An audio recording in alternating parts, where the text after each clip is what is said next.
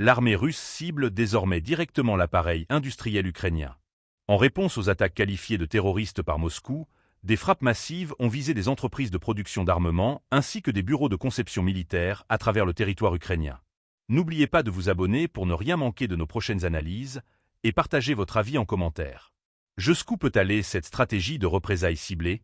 Selon le ministère russe de la Défense, ces frappes auraient touché des infrastructures impliquées dans la fabrication de drones, de missiles et d'autres équipements destinés à l'effort de guerre ukrainien.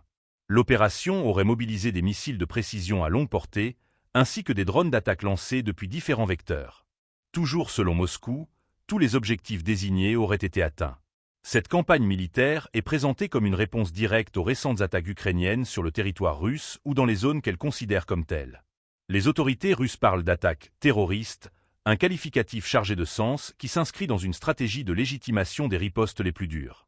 Une manière pour Moscou de présenter sa propre action comme défensive, voire préventive, face à une menace qu'elle estime désormais constante. Les installations visées ne sont pas de simples dépôts d'armes. Ce sont des bureaux d'ingénierie, des centres de conception de technologies de défense et des unités de fabrication stratégiques. Autrement dit, le cœur technologique de l'industrie militaire ukrainienne. Une cible hautement symbolique autant que tactique. Car frapper ces sites, c'est tenter de briser la capacité de production et de modernisation des forces ukrainiennes. Depuis plusieurs mois, Moscou multiplie les efforts pour ralentir, voire paralyser, les chaînes logistiques et industrielles de son adversaire.